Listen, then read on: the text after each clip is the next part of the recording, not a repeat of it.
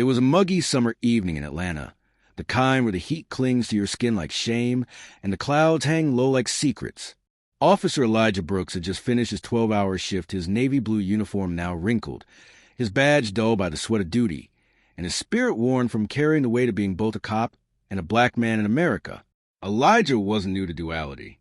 He'd grown up in the heart of the city's Zone 3, where police sirens were lullabies and streetlights were the only guardians some kids ever knew. His mother, a church secretary, used to say, "You've got to be twice as good just to get half as far." He never forgot that. Even when he joined the force, even when he earned Officer of the Month 3 times, even when he saved a child from a burning car last spring. That night, Elijah had taken the back streets home, hoping to avoid traffic. He pulled into a corner gas station, just a quick stop for some Gatorade and to stretch his legs. He still wore his full uniform, badge visible, gun holstered, name tag shining under flickering lights. As he stepped inside, nodding at the cashier, he didn't notice the eyes watching him from a squad car parked on the far side of the lot. Officers Daniels and Whitmore were new to the precinct. Reassigned from a quieter, suburban district, they'd been itching for action. They saw Elijah's patrol car parked at an odd angle near the curb and watched him walk into the store. "Looks like someone playing dress-up," Daniels muttered. "No one in our unit drives that make of car." Whitmore adjusted his belt. "You think it's a stolen uniform?" "Could be. Let's check it out." They didn't call it in. They didn't run the plates. They didn't even bother to wait for backup. They just got out and walked in.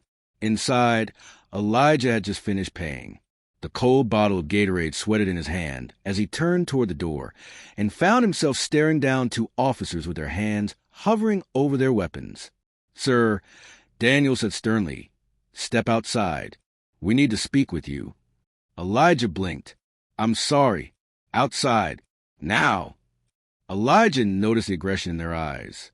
He lifted his hands, confused but calm. "Is there a problem?" "Don't play games. Let's go."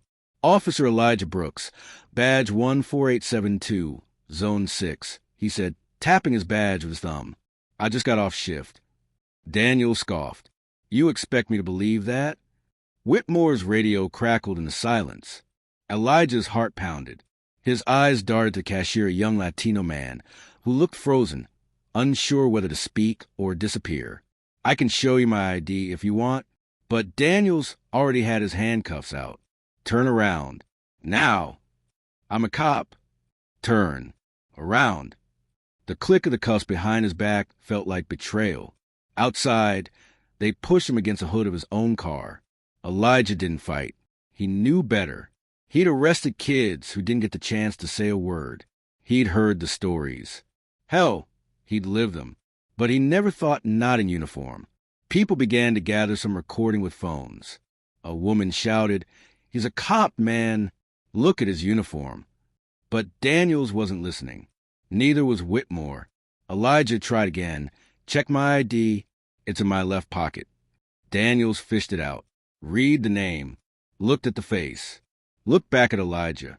And that was when the shame crept in, not just for the officers, but for Elijah, too, because he saw the disbelief in their eyes melt into embarrassment, not remorse, not apology, just inconvenience. Whitmore uncuffed him. "Sorry for the mix-up," he mumbled. Elijah didn't respond. He looked at the growing crowd, at the teenagers holding their phones high, at the little black boy peeking from behind his mother's skirt, eyes wide. Elijah nodded at the boy. Then he got in his car and drove off. That night, he sat on the edge of his bed, staring at the wall. The TV played in the background.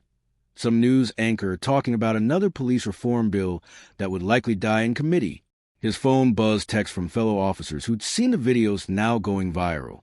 Some offered support. A few joked, "Damn, Brooks, you got profiled by your own team?" He turned the phone over, then sat in silence.